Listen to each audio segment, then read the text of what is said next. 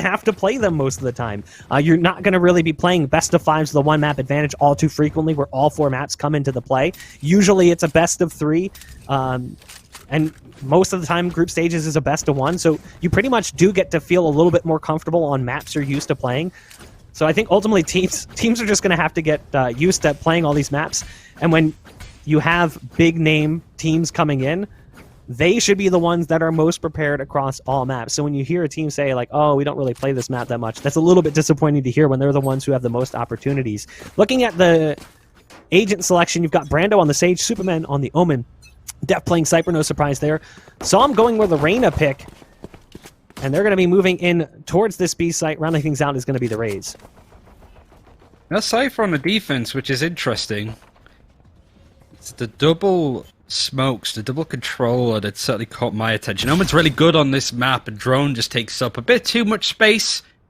Wardell's going to actually follow suit. Maybe this is something actually Echo 8 aren't necessarily expecting. It's a nice close-in angle, especially when it comes to Subroza, if he's going to not check the angle. But look at the spray, and Wardell getting 4! Nobody checks it. Can he get the ace? Of course he can. Fuck, what a brilliant way to start this game. That is just nuts. I mean, what do you say about that? Wardell gets back behind the boxes and just guns them down as they come around the corner. One of the things that I love about Wardell, all my time spent in CS, working events with Matt playing, he was one of the quietest players you would ever see on stage. Almost no reaction, even when surrounded with players who were very volatile with their emotions.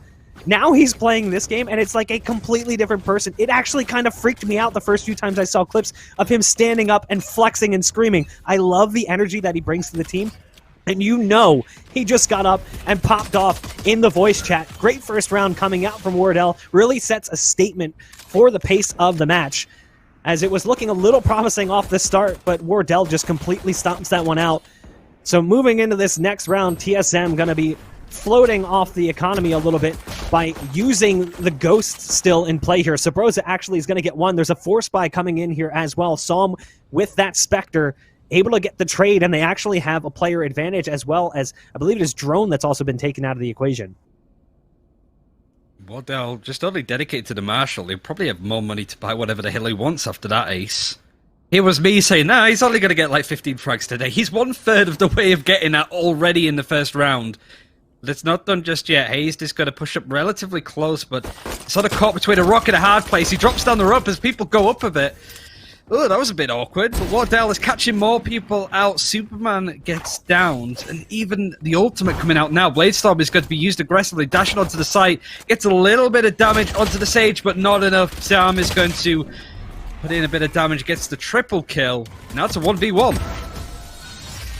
Yeah, not really much time for Psalm to get away there as the ice was down. The dismiss almost gets him around the corner, but it's not quite enough. Again, that was a Force Spy coming in from Echo 8, so they spent some extra money.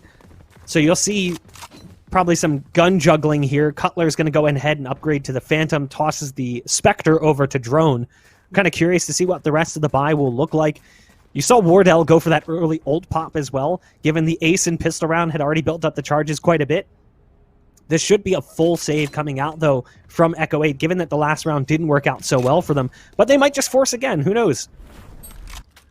It was a big gamble. It didn't quite pay off. Sam playing the Reyna is certainly an interesting one. I think a lot of people thought that Reyna was going to come into the game a little bit too strong, but really, we haven't seen all that much of it. I think it's only really Scream that I've seen that plays it over in the EU. Fish 1, 2, 3, but every game that they've played lost, so it's not really a good stand-in for how good Reyna could be. I'm interested to see where this goes. It's not done and dusted at all for Echo 8. They still have the whole game ahead of them, but this is pretty much the perfect start for your team solo mid. I mean, here's the thing with Reyna, right? Reyna isn't the worst agent. You know, like Viper currently is the least played, so it's not necessarily on that caliber, but definitely not the most popular when it comes to the duelists currently in rotation. Psalm tries to get aggro with the Leer. There's a flash as well coming out from the Omen. That's the Paranoia popping down. Spike being dropped as well. The remaining 2 were actually in B main, and you can see it's actually Ayrin who plays the Raze, trying to sneak in, getting peppered up by Cutler, who finally finishes off that target, it will be Dephh, currently in a 1-on-3. The spike is down inside the smoke, and as the smoke pops, he's surrounded. Dephh coming in from the Counter-Strike world, but can't match the performance of his cohorts. 3-0 to start for TSM. And they're just styling right now. A few ultimates coming online for Echo 8, though. Quite surprisingly, considering it's been all TSM so far, at least. Some big aggressive ones to open up a site, but right now, it seems that they're not looking to just execute onto A or B on its own. There's a nice wide split between the teams. And they've opted for the red dragon skin, Wardell. A man of culture, I see. A man of class. I personally prefer the black and blue because it reminds me of the Proto Drakes from World of Warcraft, but it doesn't matter though. Wardell is going to get those frags no matter what dragon gun you give him. He's going to get the kills, and he always looks good when he does it. He's playing on the edge of this smoke. You know, we talk about the other three quite a lot, but Cutler and Hazed coming in with heaping helpings of experience in the Counter-Strike world, most notably playing with that Mousepaz and CLG roster for such a long period of time. Hazed is actually going to peek up over top of the wall, taking down that initiator. There's the molly, the hot hands going down on Ayrin as well. It's just not looking so good right now for the side of Echo 8. Now, Brando has brought it down to 2 with the Sheriff work.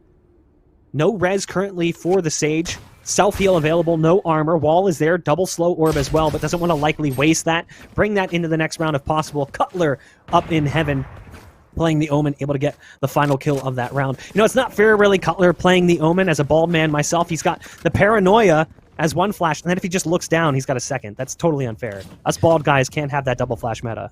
I mean, honestly, yeah, like as a guy that is gradually losing my hair, my dad is bald. It's the way to be, personally. It was my biggest nightmare, going bald like Low my dad. maintenance. But after seeing you, WTF Moses, I'm thinking I could pull it off. These guys look great. I feel like when we're like next to each other on camera, it's what I wish my beard looked like versus what it is when it looks at mine, with how just like untamed it is. But speaking of untamed, that's not TSM. They are playing a really well-disciplined game of Valorant. And they're even allowing themselves to just go out and strut their stuff. But 4 ultimates available for Echo 8. All of them, apart from the Resurrect, like you highlighted before, it was obviously going to be Brando. The last one alive didn't have Resurrect, but it was funny that everybody else on the team did. But look how patiently they're taking this. Even dedicating the Empress. We're not really pushing on mid, not doing too much. So need to be careful that they actually get used for it, going up against Drone, battling towards the rope room.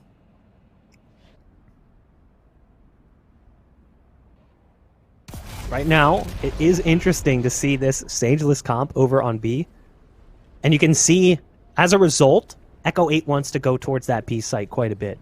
They want to try and flex towards B whenever possible. You've got this interesting composition. Again, we mentioned it. TSM, kind of the team that tries to set trends. So typically you'd see Cutler playing that Cypher, but has opted to go for the Omen, which we would sometimes see Subroza play. So there's the ult pop.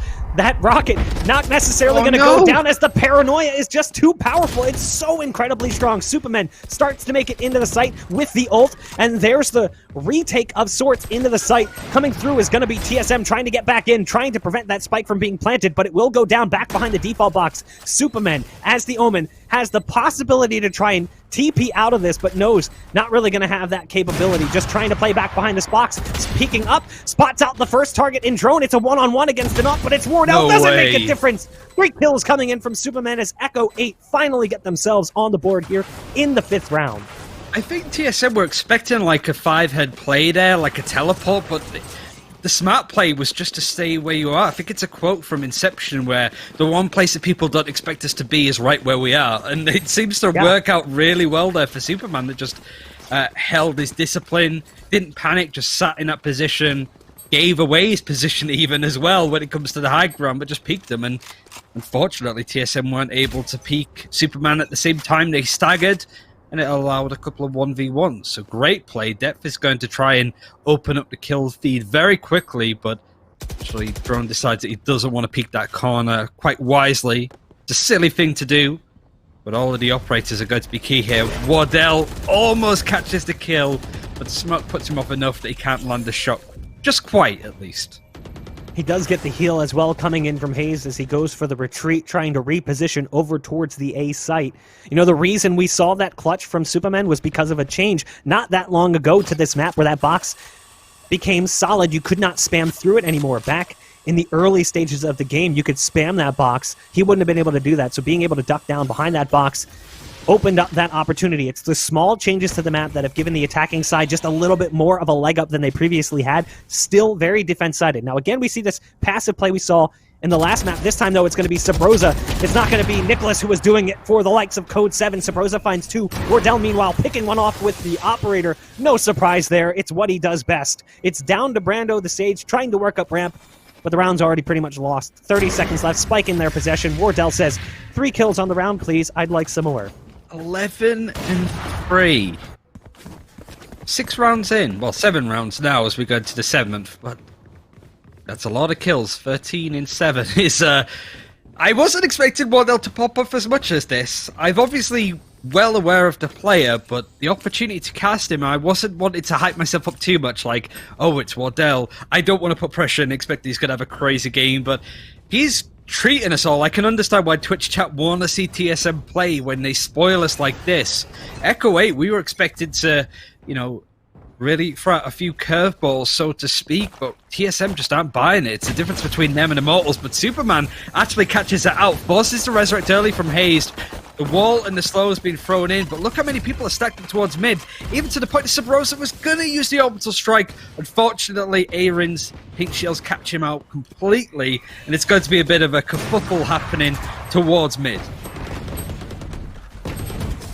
There's Drone popping off. That's just what Drone does, kind of the filler piece there. People like to profile Wardell on this team, but Drone is just so insanely good. During the early stages of this team's development, Drone was that hard carry. Drone was so incredibly good. You know, we mentioned the other players. We mentioned Wardell and Subroza's journey. Drone played for teams like Splice and Envy that were kind of dead-end teams. The roster just didn't fully flesh out. In fact, when he got his opportunity to finally join a Pro League team, that was after multiple retirements in Counter-Strike, ended up coming back, joined Splice. They get relegated like days later, and he has to play through another season of MDL before making it into Pro League. That's the kind of player he was, though. He continued to grind it out despite the fact that opportunities that were left in front of him literally got taken away just days later.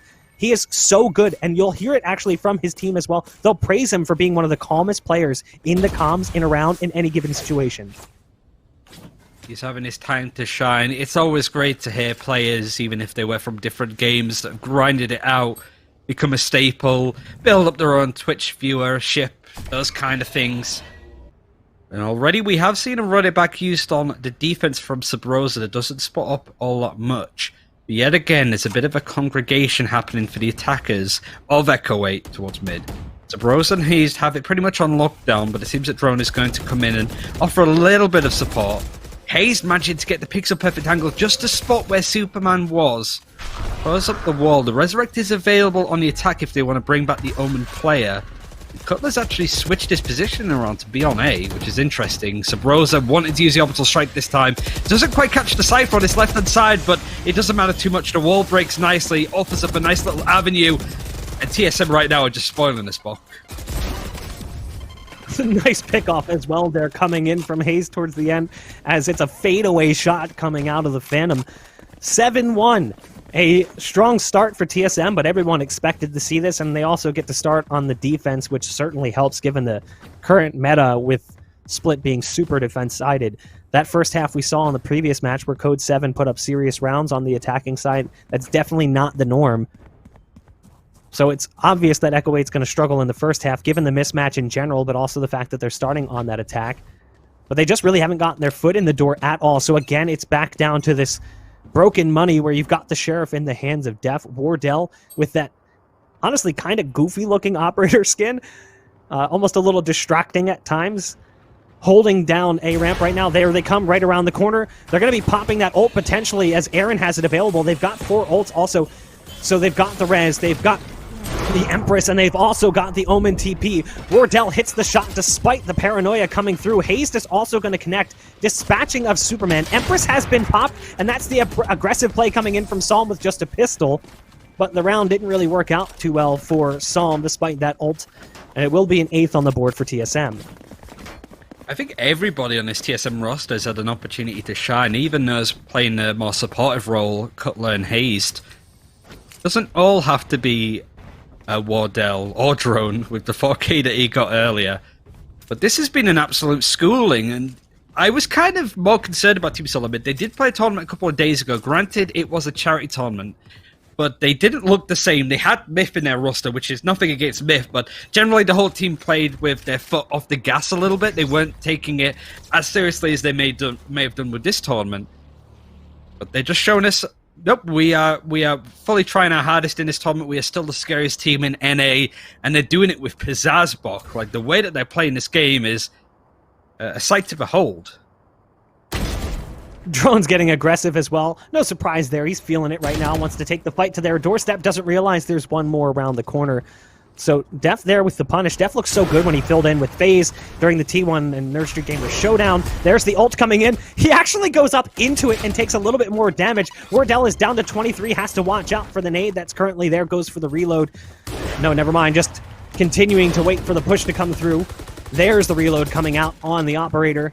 So it will be one of the more promising rounds we've seen as they've gotten site control. The spike going down in just a moment. Wardell starting to peek towards Ayrin. Ayrin doesn't even get a shot out from the rifle. So now it's a 2-on-3. The numbers advantage going the direction of TSM. It's now down to 1. It's Psalm who's coming in as a bit of a roster change, but it doesn't work out so well for him yet again. Surprise, surprise. It's been that way throughout this first half entirely. It's going to be 9-1 now. TSM just looks so incredibly good. They win this game, they are in the playoffs.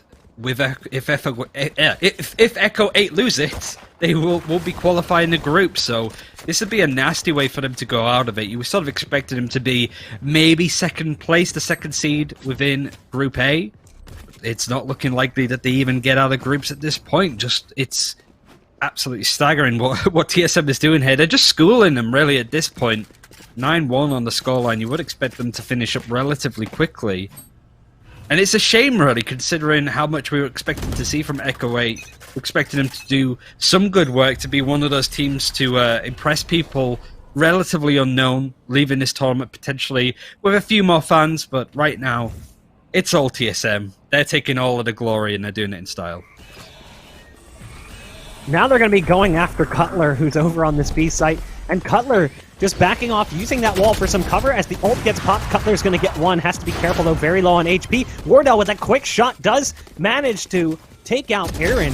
But there's a fast trade coming in from Supamen, who is actually responsible for the one-round win thus far for the side of Echo 8. And as they go for the swing, it's a double peek coming out. Good communication and coordination coming in from TSM. No surprise there. Wardell trying to hit 20 in the first half as we move into the final round. It's 10-1. Double digits already secured for TSM.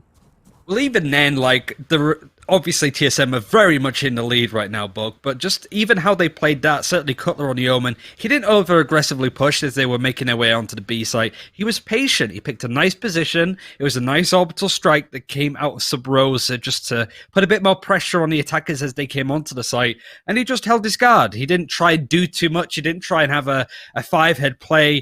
He just did his job. He did his role. It can just be as disciplined and straightforward as that. Let the other players shine, and this is a nice bit of intel that the defenders are able to get. Wardell's now playing very aggro, but get out of there. That's the beauty of playing Jet. But yet again, it's Drone that gets the majority of the damage done with a nice double kill. Wardell's actually missing. I think there's something wrong with my screen, Bob, because that seems very uncharacteristic of what we've seen from Wardell so far.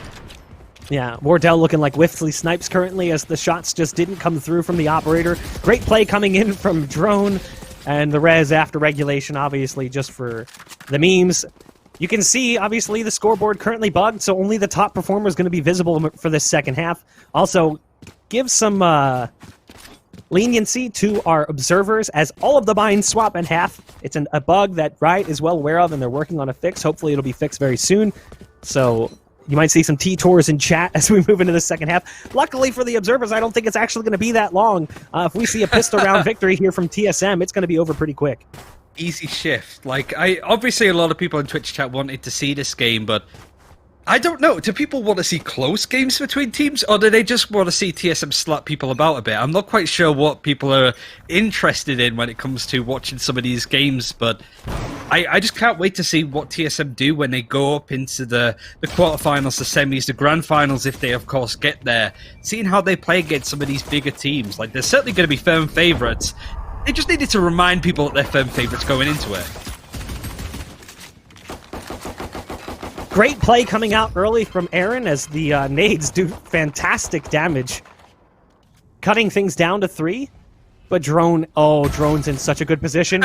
Wall on the ropes, puts one to the back of the skull of Brando. There's the flash coming around the corner as well. The Omen has to back out, as does his support. Drone's going to be running around thunderfooting as the spike is actually going the opposite direction. So they're going to be backing out despite the fact that they had ramp control. They're going to be going towards the B site where you've only got the Cypher. Now, they're not exactly being quiet about this, so Cypher is going to be moving back towards the stairs. The camera's going to be the first thing that spots them. Smoke's going to go down.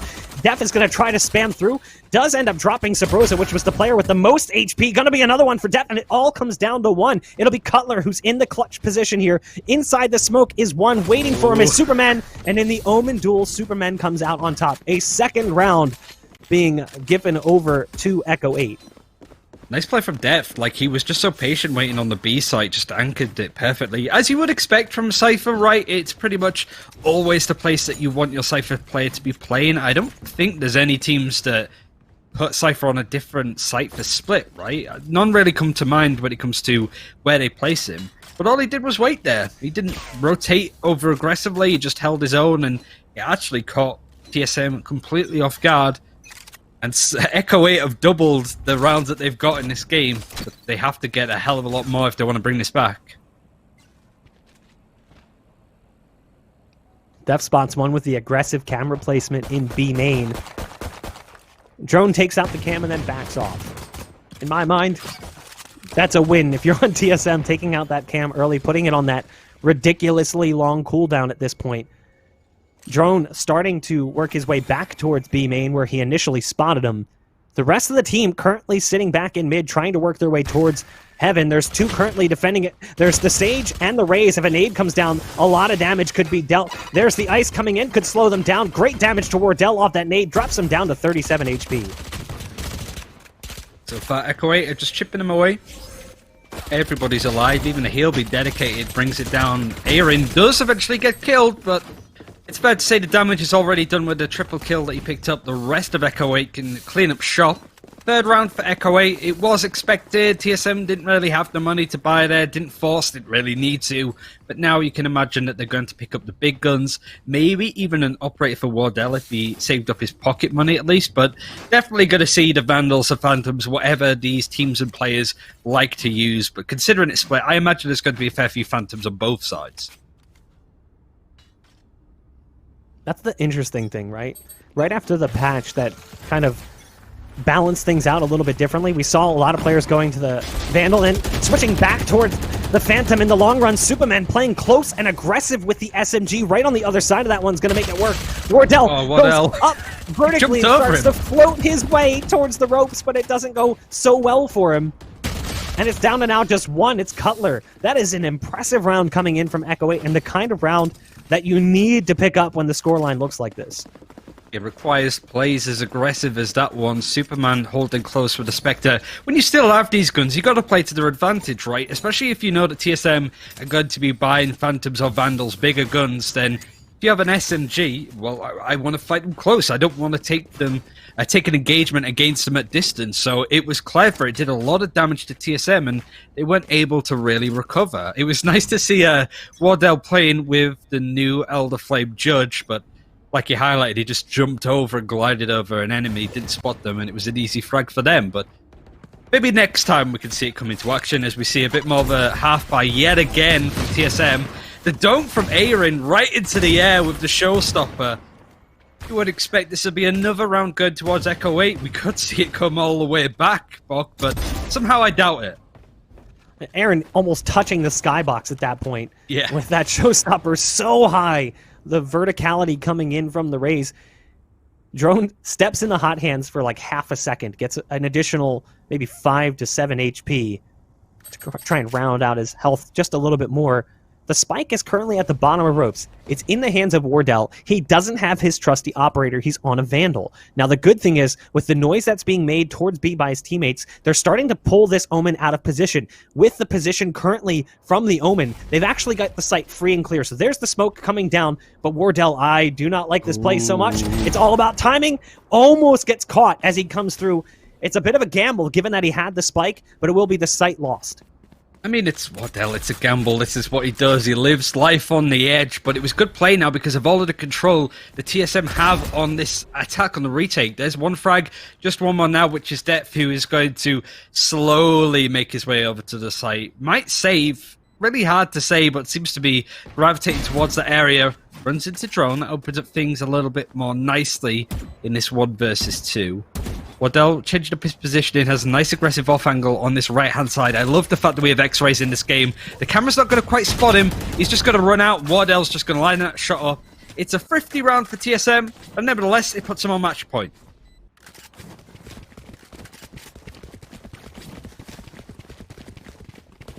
So it was inevitable they were going to get to this point, right? Like, we expected to see them hit 12. It was just a matter of how long was it going to take. Were they going to goof off and maybe give Echo 8 a couple of rounds here, just messing around? I don't think that was necessarily the case. I think Echo 8 actually played pretty well in the rounds that they've managed to scoop up here in this second half. The problem is they just didn't have enough to fall back on. Like, you can't surrender that many and then hope that it's going to work out. They just didn't get enough rounds in that first half. So again, we see Wardell with that operator, and of course he goes for the jump peek and aggressive play coming in towards mid. Dephh, though, with the op over in B, actually finding the opener and throwing down the cyber cage, maybe trying to get back behind it. There was drone sort of leaning towards that B site early on. The dark cover going down towards heaven. You've got Wardell now peeking, waiting for this wall to either pop or wait for the Sage to come out from that position right around the corner. You do have the Sage up on top of it. There's the Raze nade coming down to do the damage. Oh, there's the peek. Ayrin gets the kill coming in from the nade. Nice dash coming out as well. He's looking for the shot through the wall. Does connect on one with that Sheriff, but it's not enough to take down his target. He's trying to get the flicking. Could only do so much. Ayrin has the nice shot in, but drone can trade. He's the last one alive. Pretty much surrounded, but he is a Phoenix. He's not locked in with them. They're locked in with him. He is going to make a lot of noise, though. There is a bit of a crossfire setup, and Supamen with the operator able to get the frag. Dephh picking up a second one. Wonder what he thinks of it. He's just going to try it out. And he was the one that opened up the scoring, right? He was the first to get the killing blade towards B. TSM never really got around that. They weren't quite sure where to go from there. They knew there was an operator on B, so tried to put some pressure onto mid. But they just wasted so much time and just lost a lot of awkward engagements. But better play from Echo 8, you're right. Oh, Dephh. That's a feels bad. Nobody saw that. Nobody saw it. So don't worry, it happens. We're both cypher players, we can forgive it. Yeah, oh, the amount of times I've accidentally laid it down because it's not clickcast. Please, Riot, make it clickcast, for God's sake. As someone who plays CS, it's really easy to accidentally hit Q and just throw one at the start of the round. You're like, oh, cool, I can't pick it up. Awesome. I'll pick it up at the start of the round. It's just let me pick it up before the round goes live. Maybe I can't do it while the round's live, but before the round goes live, that'd be kind of nice. Wardell pops the ult, goes up on top of the Sage wall to peek over towards heaven. Doesn't see anything as they're not out on the balcony. Waiting currently on Subroza to actually open things up. They've got his ult to fall back on as well, but just can't connect. Didn't really get any shots in there. There is a From the Shadows available for the Omen. He might just teleport just right on top of where the attackers are, just to be like, oh, yep, they're all here. Everybody brace yourselves, get Dephh to rotate all the way over if needs be. But right now, they're just being patient. A lot of sort of late round ultimates to use with the Neural Theft and the From the Shadows, but I mean, the Bladestorm is still in play from Wardell. Doesn't time out, obviously, unless he misses all those shots, but now we're starting to see a bit more of a alert going towards ramp. Patient play from the defenders not to peek out too soon. They haven't given up just yet when it comes to this area of the map, but time's been wasted. 20 seconds left on the clock. The execute needs to come in now. There's the ult coming out. Nice paranoia from Supamen, but with the op, it's going to be quite difficult as they push through. Not able to connect on that somewhat blind shot inside the smoke. You've got Ayrin currently underneath. It's a bit of a bloody round, but Echo 8 do come out on top, so 2 players survive. They'll even go back and scoop up the operator. The ult pop doesn't work out so well there for the Jet or for the Brim. You do have the Sage res now, but nothing around it. So Echo 8 are hanging on. They're gripping onto these rounds very tightly. Their knuckles are currently white, but at least they're making it a respectable game. If they can find a few more rounds, they'll do better than what we thought it was going to be. And there's still a possibility. Hey, I mean, TSM could start getting sloppy, start getting frustrated. We can't just necessarily count them out. Obviously, we expect this to be TSM's game, especially with the way that first half went.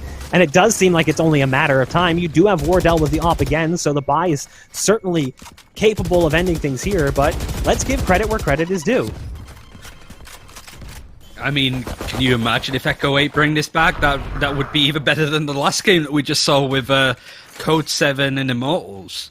We'd have some crazy stories to happen, but things are looking more even. I think regardless now, Echo 8 can leave with their heads held high just a little bit more than they would have done otherwise, but it's still an awful lot to do. This defense is well played, though. It's patient. They're stacking in the right places. We're all completely flashed. Brando is the first to get the killing blow. Subroza does trade. Showstopper now available for Ayrin, who gets the kill into Subroza. It's just going to be a 3-on-4 now, so TSM is still in this. The operator is still in play, but Wardell's just not looking at the right time, and Dephh just peeks him. Fortunately, Cutler does more. The res is there on drone, and Ayrin's able to get a third. Yeah, the bait res coming through doesn't really work out so well. Nice shooting from Cutler, who does have the spike and the ult, so he's going to go all the way over to the A site with the port. Almost want to see him cancel it in that situation. Make them think you're actually going to commit, or fake it. Fake it to the back of B. Make them think you're actually going A. It would have been bold. And then go for the B plant instead. Obviously, once he goes for the plant, they're going to know where it's at. He hears the drop, goes for the peek. Does Cutler have it in him to close things out? No! He runs out of ammo. The magazine runs dry. So again, Echo 8 barely survived, but they continue to put rounds on the scoreboard. Forced out a few ultimates, I suppose. Man, Echo 8, don't do this to me. I can't deal with this. It's like... It's currently 1 AM my time because I'm over in Europe, but I can't deal with this kind of thing this late into the evening. But they're making me believe, Buck. I feel it. It's like the spirit bomb. Everybody needs to be in tune for this to happen, but somehow I think the Twitch chat want this to be a very easy win for TSM. But Echo 8 are making them sweat a little bit. This is what I mean, I guess what we were talking about at the start of the game. Like, Echo 8 just need to sort of exploit one area of TSM's game and just try and fight them pound for pound. You can't wrestle a bear, but you can't run away from one either. You've just got to find whatever works, Google it, to see what happens. That's kind of how it feels. Well, you've got the bulk of the players currently grouped up in mid. The Sheriff from Wardell not connecting there initially. They're going to be backing off. It is even 5-on-5 strength currently. You do have Run It Back available for Drone, who's got the Vandal here, and you can see the Brim, Subroza, just behind him, getting ready to set up a play. We'll see if we're going to see that ult pop come out from the Phoenix, and there it is. So Run It Back has been popped. The Paranoia to lead in towards Heaven as well. They're trying to run away, and they're having a bit of a difficult time. Subroza and Drone can't find that tripwire quick enough. And there's the ult wearing off just as they're about to spot them. So now the support is arriving, but at this point it's almost too late. Everyone on the site has fallen. There's upgrades coming out here. The ult coming out from Subroza as well forces Psalm right into him, and Wardell will close things out in the end. 13-7, right around the average scoreline for Split, as TSM